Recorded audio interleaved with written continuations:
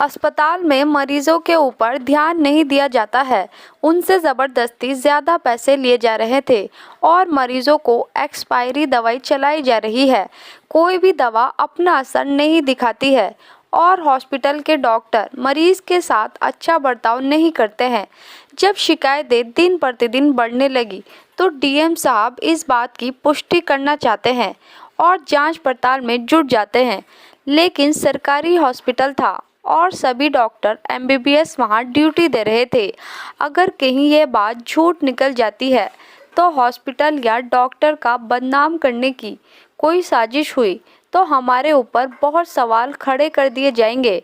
इसीलिए वो फैसला करते हैं कि मैं अकेला ही मजदूर का भेष बदल कर हॉस्पिटल जाऊंगा। दोस्तों, ये कहानी शुरू होती है एक छोटे से गांव में। अपने बेटे के साथ राम प्रसाद जी रहा करते थे। राम प्रसाद जी बहुत मेहनती थे, लेकिन राम प्रसाद जी एक मामूली से किसान मजदूर थे जो खेती किया करते थे। राम प्रसाद जी की धर्मपत्नी अपने बेटे रोहित को जन्म देने के कुछ सालों बाद ही स्वर्ग सिधार गई। तब से उनके बेटे रोहित की परवरिश अकेले उसके पिता राम प्रसाद जी ही किया करते थे। अब उनका बेटा रोहित कक्षा 5 में पढ़ रहा था और उसकी उम्र लगभग 11 साल होगी। राम प्रसाद जी ने रोहित को हर सुख सुविधा दी थी और कभी भी उसकी मम्मी की कमी का एहसास उसको नहीं होने दिया था। एक दिन की बात है दोस्तों, रोहित कोई फिल्म देख रहा था। फिल्म आईएएस ऑफिसर के बारे में थी। उस फिल्म में आईएएस ऑफिसर के बारे में बताया जा रहा था। रोहित फिल्म को देखने के बाद उससे बहुत ही प्रभावित होता है और खुशी खुशी अपने पापा राम प्रसाद जी से बोलता है कि पापा, मैं बड़ा होकर पढ़ लिख कर एक आईएएस ऑफिसर बनूंगा। पापा भी यह बात सुनकर बहुत खुश होते हैं। बच्चे की बात को सुनकर वो फूले नहीं समाते। वो बोलते हैं, हाँ हाँ बेटा, क्यों नहीं, तुम एक दिन ज़रूर आईएएस ऑफिसर बन जाओगे। बस अपनी पढ़ाई को लगन और मेहनत से करते रहो। उस दिन से रोहित ने अपने मन में यह बात बिठा ली कि उसे बड़ा होकर आईएएस ऑफिसर बनना है। वो ये बात अपने स्कूल में साथ पढ़ रहे बच्चों को बताता है, लेकिन सभी बच्चे उसका मजाक बनाने लगे। लेकिन रोहित ने किसी बात का बुरा नहीं माना, क्योंकि उसने अपने मन में दृढ़ निश्चय कर लिया था कि उसको आईएएस ऑफिसर बनना है। ऐसे ही दिन गुजरते गए, लेकिन रोहित ये बात कभी नहीं भूला और मन लगाकर पढ़ता रहा और हमेशा प्रथम आता। अब रोहित भी बड़ा हो चुका है और अपनी इंटरमीडिएट की पढ़ाई कर रहा था। जब वो इंटरमीडिएट की परीक्षा देता है, उस दौरान रोहित के पापा राम प्रसाद जी की बहुत ज़्यादा तबीयत खराब हो गई। नौबत यहाँ तक आ गई कि राम प्रसाद जी से खेतों में काम नहीं होता था। तो राम प्रसाद जी ने रोहित से कहते हैं कि बेटा, अब तुम अपनी पढ़ाई को यहीं छोड़ दो और खेती बाड़ी के कामों में मेरा हाथ बटाया करो। रोहित कहता है, पापा आप ऐसा मत बोलिए, मेरे सपनों को तोड़ने की बात मत कीजिए। मुझे पढ़ लिख कर आईएएस ऑफिसर बनना है। मेरा बचपन से एक ही सपना रहा है। राम प्रसाद जी रोते हुए कहते हैं, अब दिन प्रतिदिन मैं बूढ़ा होता जा रहा हूँ और मेरी तबीयत का तुम्हें पता है। अब मुझसे खेतों में काम नहीं होता है, इसीलिए अब तुम मेरे साथ खेतों में हाथ बटाया करो और ये पढ़ाई लिखाई को छोड़ दो, क्योंकि मेरी आमदनी भी कम हो गई है। मैं और पढ़ाई का खर्चा नहीं उठा पाऊंगा। तो रोहित अपने पापा से कहता है कि पापा आप पैसों की चिंता मत कीजिए, मैं बच्चों को ट्यूशन पढ़ाया करूंगा और खेतों में काम भी किया करूंगा। आप बस आराम कीजिए, बस मुझे अपना सपना पूरा करने दीजिए। राम प्रसाद जी अपने बेटे को हौसला देकर कहते हैं, ठीक है बेटा, जैसे तुम्हें ठीक लगे। इसके बाद रोहित कहता है, मुझे ऐसे गिरने मत दीजिए, आप मुझे सपोर्ट करिए और मेरे हौसले को कंधे से कंधा मिलाकर खड़े रहिए, मैं तभी कुछ कर पाऊंगा। आप मेरी हिम्मत मत तोड़िए, बस आप मेरे साथ खड़े रहिए। अब रोहित और भी ज़्यादा मेहनती हो चुका था, क्योंकि अब वो समझ चुका था उसको अपनी पढ़ाई लिखाई का भी खुद ही देखना है। इसीलिए रोहित ने एक छोटा सा ट्यूशन सेंटर शुरू किया, गांव के बच्चों को ट्यूशन पढ़ाया और देखते ही देखते रोहित की लगन और मेहनत से रोहित का ट्यूशन सेंटर चलने लगा। बच्चों की संख्या बढ़ने लगी। आसपास के सभी गांव के बच्चे उसके पास ट्यूशन पढ़ने आने लगे। रोहित बहुत ही ईमानदारी से सभी बच्चों को ट्यूशन पढ़ाया करता था। सभी को अच्छे से और धीरे धीरे समझाया करता था। और गणित तो रोहित बहुत ही अच्छे से बच्चों को समझाया करता था, जिसकी वजह से रोहित के पास बच्चों की संख्या बढ़ने लगी और रोहित की इनकम भी बढ़ने लगी। जब रोहित देखता उसके पास ट्यूशन पढ़ने के लिए हर एक गांव से माँ बाप अपने बच्चों को लेकर आ रहे हैं, तो उसको लगा वो अब सभी बच्चों को अकेले नहीं पढ़ा सकता। तब उसने बहुत से टीचर्स का इंटरव्यू लिया और केवल उन्हीं टीचर्स को रखा जो अच्छे से पढ़ाना जानते हों और होनहार हैं। उनको अच्छी सैलरी भी दी। सेंटर अब और भी बढ़िया से चलने लगा। सेंटर को अब उसने कोचिंग का नाम दे दिया। रोहित सेंटर को कोचिंग के नाम में चेंज कर देता है। ऐसे ही देखते देखते 3 साल बीत जाते हैं और रोहित अपनी ग्रेजुएशन के आखिरी साल में आ जाता है। अब राम प्रसाद जी की तबीयत भी ठीक थी और उनके पास अच्छे खासे पैसे भी आ चुके थे, क्योंकि कोचिंग सेंटर से रोहित अच्छे खासे पैसे कमा रहा था। लेकिन गांव के लोग बहुत बातें बनाने लगे। राम प्रसाद जी एक दिन रोहित से कहते हैं कि गांव के लोग बातें बना रहे हैं, मुझ पर उंगलियां उठाते हैं कि अपने बेटे के साथ बुरा कर रहा है। अपने बेटे की बिल्कुल भी फिक्र नहीं। अगर माँ जिंदा होती तो अपने बेटे का ख्याल रखती, उसकी शादी कराती, लेकिन बाप को तो बस उसकी कमाई खानी है। अभी तक शादी नहीं की। अपने बेटे को यह सब कहते हुए राम प्रसाद जी की आंखों में आंसू थे, क्योंकि उन्होंने तो सब कुछ अपने बेटे पर कुर्बान कर दिया था। क्योंकि अगर वो चाहते तो अपनी दूसरी शादी भी कर सकते थे, लेकिन उन्होंने अपने बेटे की खातिर दूसरी शादी नहीं की। दूसरी शादी कर लेते तो बेटे को सौतेली माँ को देखना पड़ता, और आजकल सौतेली माँ का होना कैसा है यह सब हम जानते हैं। राम प्रसाद जी आगे रोहित से कहते हैं, अब तुम अपनी शादी कर लो। लेकिन रोहित इनकार कर देता है कि मुझे पढ़ना है, ये शादी विवाह के चक्कर में नहीं पढ़ना है। रोहित कहता है, पापा लोगों का मुंह है, 1000 तरह की बातें बनाते हैं, बनाने दीजिए ना। रोहित अपने पापा का दिल नहीं दुखाना चाहता था। राम प्रसाद जी अपने बेटे को बहुत प्यार से पीठ को थपथपाते हुए समझाते हैं कि देखो बेटा, शादी कर लेने से तुम्हारी पढ़ाई पर कोई फर्क नहीं पड़ने वाला, बल्कि इससे तुम्हारी पढ़ाई और भी ज़्यादा निखर जाएगी।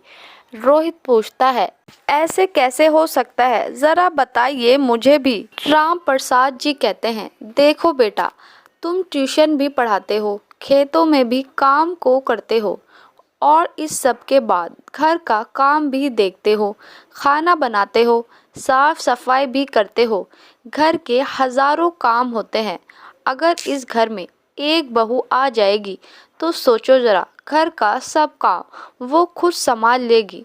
इसके बाद तुम बेफिक्र होकर अपनी पढ़ाई पर अच्छे से ध्यान दे पाओगे, और बहू हमारा भी ख्याल रखेगी, हमारी देखभाल करेगी, और रोहित घर का काम भी संभाल लेगी।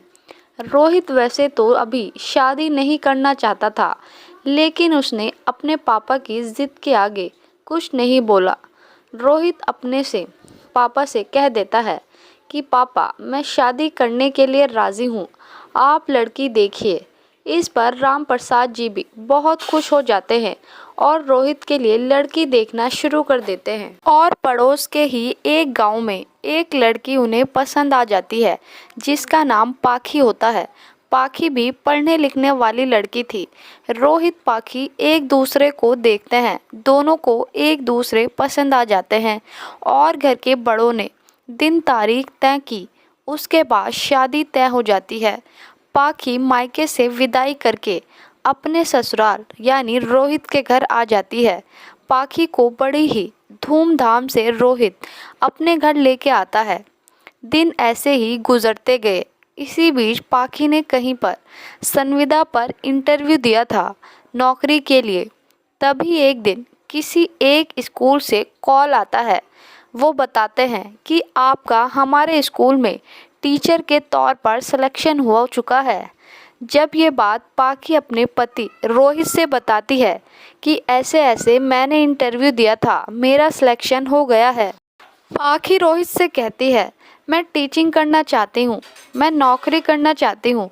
तो रोहित पाखी को लेकर उस स्कूल में पहुँचता है जहाँ पाखी का टीचर के लिए सिलेक्शन हुआ था। वहाँ जाकर वो प्रिंसिपल से मिलते हैं। रोहित देखता है कि स्कूल इतना खास नहीं, छोटा और प्राइवेट स्कूल ही है। तो रोहित प्रिंसिपल से कहता है, सर हम आपको 2 दिनों में जवाब दे देंगे।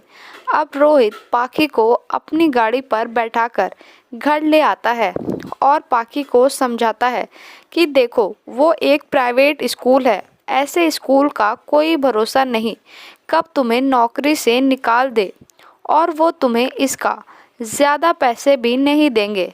बहुत कम सैलरी देते हैं ये प्राइवेट स्कूल वाले। अगर तुम पढ़ाना ही चाहती हो, इतना ही शौक है, तो तुम मेरे कोचिंग सेंटर में ही पढ़ा लो। लेकिन पाखी इस बात को नहीं मानती है। वो जिद पकड़ लेती है कि वो तो उसी स्कूल में ही पढ़ाने जाएगी। पाखी की जिद के आगे रोहित भी बेबस हो जाता है। रोहित के पापा भी रोहित को समझा देते हैं कि कर लेने दो पाखी को वहीं पर नौकरी जहां करना चाहती है। कुछ दिन सब कुछ अच्छे से चलता रहा। पाखी वहाँ पढ़ाने के लिए जाती रही। स्कूल जाने से पहले घर का सभी काम निपटा कर जाती थी। लेकिन जैसे जैसे दिन गुजरते गए तो पाखी को यह सब बोझ सा लगने लगा। उसको ऐसा महसूस होता मानो वो एक नौकरानी हो। उसकी आदतें भी खराब होने लगी। एक दिन मानो उसके सब्र का बांध टूट चुका हो।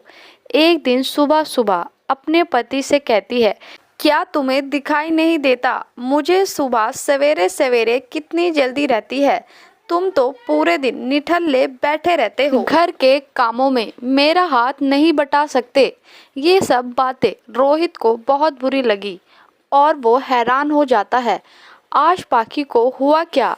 वो बोलता है कि देखो पाखी, मैं खेतों में भी काम करके आता हूँ, कोचिंग सेंटर भी चलाता हूँ, अपनी पढ़ाई भी करता हूँ, खेतों में भी काम करवाता हूँ और मेरा एग्ज़ाम आने वाला है, लास्ट ईयर की पढ़ाई है।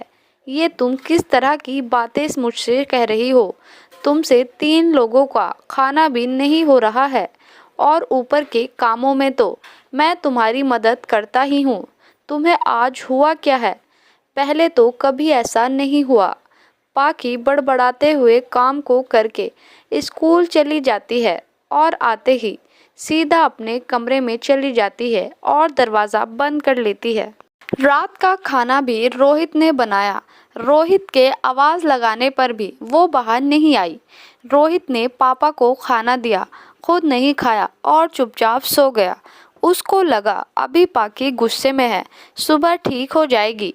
लेकिन अगले दिन भी वो गुस्से में बगैर खाना बनाए स्कूल चली जाती है और जाते हुए बोल कर गई थी कि अपना खाना बना लेना जैसे पहले बनाते थे, मैं आज स्कूल से लेट आऊँगी।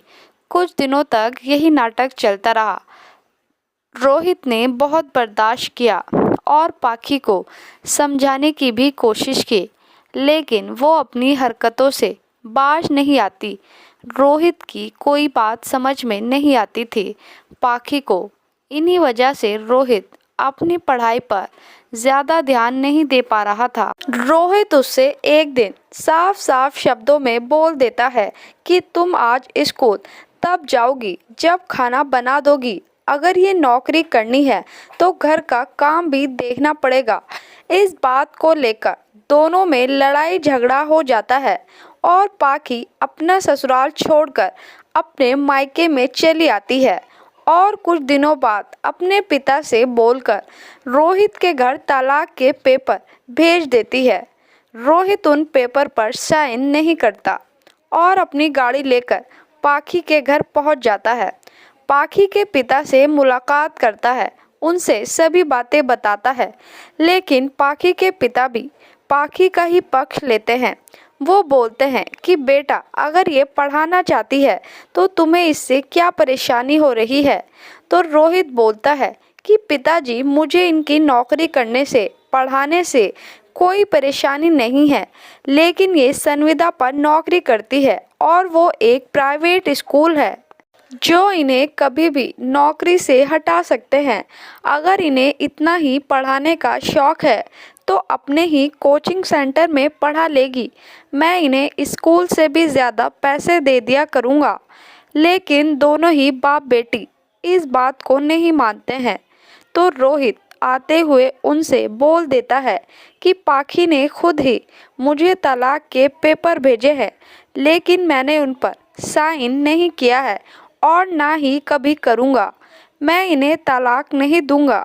रोहित बोलता है, क्योंकि शादी सिर्फ जीवन में एक बार ही होती है और ये 7 जन्मों का रिश्ता है जो इन्होंने मेरे साथ जोड़ा है। इसको अपने घर रहना है तो रहे, मैं तलाक नहीं दूंगा। जब इनकी मर्जी हो तो ससुराल आ सकती है। इतना कहकर रोहित अपने घर लौट आता है। समय ऐसे ही गुजरता गया, लेकिन पाखी नहीं आई। रोहित का भी अब ग्रेजुएशन कंप्लीट हो चुका था। वो भी कई कंपटीशन के फॉर्म भरता है। उधर पाखी भी स्कूल में पढ़ाती है और वहीं से अपने मायके लौट जाती है। उसके मायके से भी स्कूल की दूरी इतनी ही पड़ती थी। पाखी को अपनी गलतियों का एहसास अभी तक नहीं हुआ था। इसी वजह से अब दोनों के बीच कोई बातचीत नहीं होती थी। कोई एक दूसरे को कॉल नहीं करता था। राम प्रसाद जी ने रोहित से कई बार कहा था कि बेटा, बहू को घर लेकर आ जाओ, लेकिन रोहित दोबारा उसे लेने के लिए नहीं जाता है और कहता है कि पापा, जब बात उनकी समझ में आ जाएगी तो अपने आप आ जाएगी। मैं अब वहाँ जलील होने के लिए नहीं जाऊँगा। इसी तरह जिंदगी गुजरती रही और फिर कुछ दिनों बाद यूपीएससी की भर्ती निकल जाती है तो रोहित भी फॉर्म भर देता है। रोहित दिन रात एक कर देता है और अपने यूपीएससी एग्ज़ाम के लिए तैयारी करता है।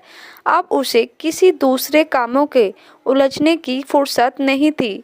वो घर के कामों के लिए भी एक नौकर रख लेता है, क्योंकि कोचिंग सेंटर से उसे अच्छी इनकम हो रही थी। वो अपना पूरा समय पढ़ाई को देता है। अब उसकी ज़िंदगी में सिर्फ 3 ही काम बचे थे: खाना खाना, पढ़ाई करना और सोकर आराम करना। क्योंकि रोहित के दिल दिमाग में भी एक ही जुनून सवार था, यूपीएससी। और उसकी पत्नी एक छोटी सी नौकरी कर रही थी और उसे अकेला छोड़कर जा चुकी थी और 10-12 हज़ार रुपये की नौकरी का उसे ताना मार कर गई थी। उसकी ज़िंदगी में एक ही मकसद था, यूपीएससी। रोहित एग्ज़ाम देता है और रिज़ल्ट आने पर देखता है कि वो पास हो चुका है। प्री एग्ज़ाम निकाल देता है। अब 3 महीने का टाइम रह जाता है। वो अपने पापा से बोलता है कि पापा, मुझे अब ज़रा भी डिस्टर्ब मत करिएगा, मुझे मेरे हाल पर छोड़ दो, मैं अच्छे से आगे की तैयारी करनी है। वो खुद को एक कमरे में बंद कर लेता है, बिल्कुल भी किसी से कोई मतलब वास्ता नहीं रखता, फ़ोन को भी स्विच ऑफ कर देता है और अपनी पढ़ाई में जुट जाता है। और फिर 2 महीने बाद मेंस होता है तो वो मेंस भी निकाल देता है। अब उसके बाद वो इंटरव्यू को भी पास कर देता है। उसको वहाँ भी सिलेक्ट कर लिया जाता है। रोहित अब एक आईएएस ऑफिसर बन जाता है। एक डीएम की पोस्ट मिल जाती है और उन्हें एक ज़िले का चार्ज सौंप दिया जाता है। डीएम बनने के बाद वो हर एक काम की बारीकी से छानबीन करता है और अपनी समझदारी से अपनी ड्यूटी को कर रहा था। उसके पापा भी बहुत खुश थे और खुद पर फख्र महसूस कर रहे थे। रोहित भी अपनी ड्यूटी बहुत ही ईमानदारी से करता था। एक दिन वो अपने ऑफिस गया। उसने देखा कुछ दिनों से एक सरकारी अस्पताल के खिलाफ बहुत ज़्यादा शिकायतें आ रही थी। बहुत से गरीब लोग उनकी शिकायत पट्टिका में अपनी शिकायत डालकर जा रहे थे कि इस सरकारी अस्पताल में मरीजों के ऊपर ध्यान नहीं दिया जा रहा, उनसे ज़बरदस्ती ज़्यादा पैसे लिए जा रहे हैं और मरीजों को एक्सपायरी दवाई चलाई जा रही है। कोई भी दवा अपना असर नहीं दिखा रही और हॉस्पिटल के डॉक्टर मरीज के साथ अच्छा बर्ताव नहीं कर रहे। जब शिकायतें दिन प्रतिदिन बढ़ने लगी तो डीएम साहब इस बात की पुष्टि करना चाहते थे और जांच पड़ताल में जुट जाते हैं, लेकिन क्योंकि सरकारी हॉस्पिटल था और सभी एमबीबीएस डॉक्टर वहां ड्यूटी दे रहे थे, अगर कहीं यह बात झूठ निकली या फिर हॉस्पिटल या डॉक्टर को बदनाम करने की कोई साजिश हुई तो हमारे ऊपर बहुत सवाल खड़े कर दिए जाएंगे। इसीलिए वो फैसला करते हैं कि मैं अकेला ही मजदूर का भेष बदलकर हॉस्पिटल जाऊंगा और पुष्टि करूंगा। वो फटे पुराने कपड़े पहनकर हॉस्पिटल के लिए जाते हैं, लेकिन वहाँ सिक्योरिटी गार्ड उन्हें अंदर नहीं जाने देता कि ये फटे पुराने गंदे कपड़े पहनकर हॉस्पिटल में क्या करने जाएगा। डीएम साहब बहुत कोशिश करते हैं, लेकिन गार्ड नहीं माना। अब डीएम अपनी जेब से 50 रुपए का नोट निकालकर गार्ड को दे देते हैं, तो गार्ड उन्हें खुशी खुशी अंदर जाने देता है। डीएम अंदर जाकर चारों तरफ निगाह घुमा फिरा कर देखते हैं तो वहाँ की व्यवस्था ठीक नहीं थी। जितने बेड थे उससे कई ज़्यादा मरीजों को भर्ती कर रखा था। किसी के लिए कोई सुविधा नहीं थी। एक बेड पर दो दो मरीज लिटा रखे थे। कुछ मरीजों को नीचे फर्श पर ही लिटा दिया था। कोई सिस्टम से इलाज नहीं चल रहा था। मरीजों के परिजन डॉक्टर के आगे पीछे थे, लेकिन उनकी सुनने वाला कोई नहीं था। मरीजों की ऐसी हालत देखकर डीएम यानी रोहित को बहुत दुख हुआ। तभी फर्श पर लेटे एक मरीज पर उनकी नज़र पड़ती है तो मरीज उन्हें कुछ जाना पहचाना सा लग रहा था। उसके करीब जाते हैं तो उस महिला मरीज को देखकर दंग रह जाते हैं और ज़ोर से चिल्लाते हैं कि पाखी, तुम्हें ये क्या हो गया। पाखी की हालत बहुत बुरी थी। वो तेज़ बुखार की वजह से दर्द में कर्रा रही थी। जब डीएम साहब उनकी दवाइयों को चेक करते हैं तो सभी दवाइयाँ एक्सपायर थी। तो डीएम खड़े हो जाते हैं और ज़ोर से बोलते हैं कि यहाँ क्या हो रहा है, क्या मजाक चल रहा है। मैं यहाँ के सभी डॉक्टर को सस्पेंड करा दूंगा।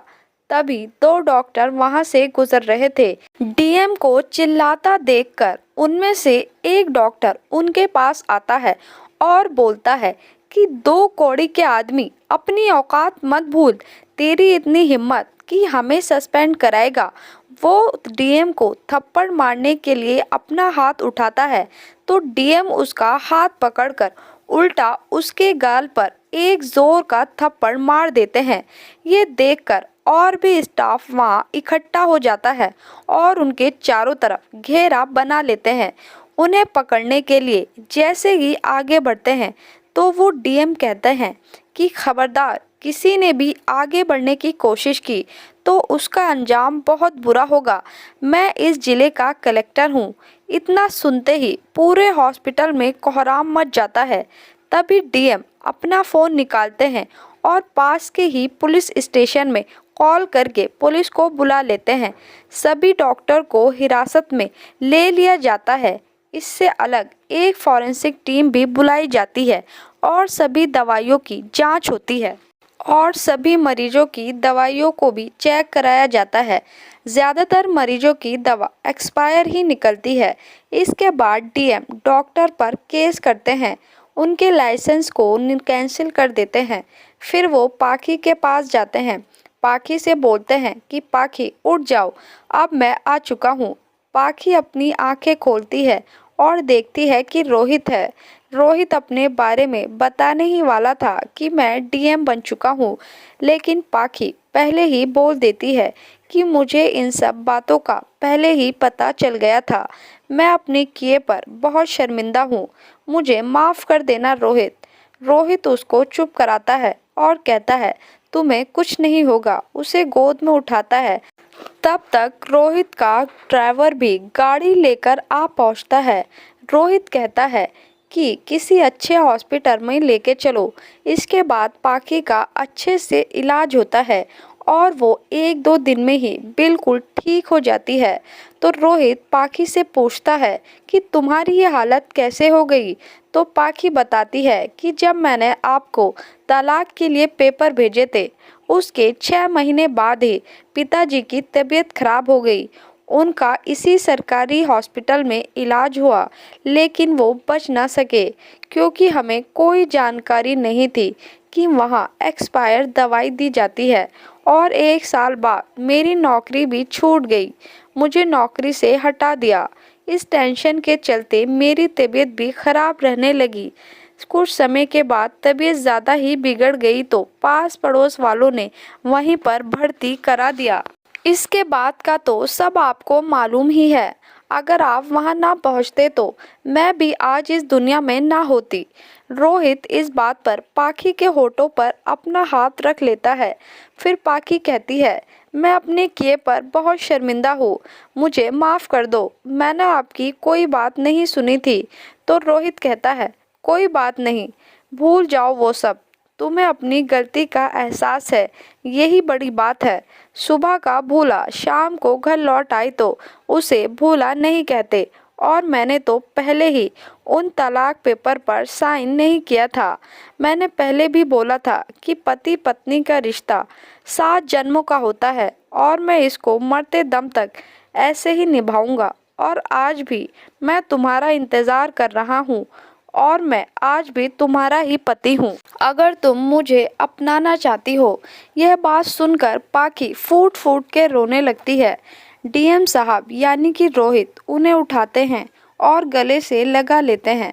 दोनों पति पत्नी फिर से एक हो जाते हैं और खुशी खुशी रहने लगते हैं। रोहित हॉस्पिटल में नए डॉक्टर की नियुक्ति कराते हैं और हॉस्पिटल को अच्छे से मैनेज कराते हैं। इसके बाद हॉस्पिटल में और भी नए और काबिल डॉक्टर की नियुक्ति होती है। हॉस्पिटल की कंडीशन सुधर जाती है और हॉस्पिटल शहर के टॉप सिटी हॉस्पिटल बन जाता है। तो क्या आपको नहीं लगता दोस्तों, हमें भी ऐसे ही डीएम की ज़रूरत है? और क्या आपका डीएम ऐसा ही है? कमेंट बॉक्स में ज़रूर बताना। और आपको ये कहानी कैसी लगी ये भी कमेंट में ज़रूर बताएं।